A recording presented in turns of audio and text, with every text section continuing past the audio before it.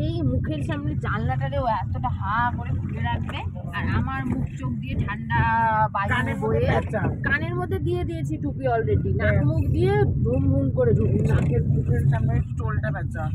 হ্যাঁ, আমি আছি হিমাচল হ্যালো প্রদেশের বলছি, আমরা এই বেরিয়ে গেছি গাড়িতে।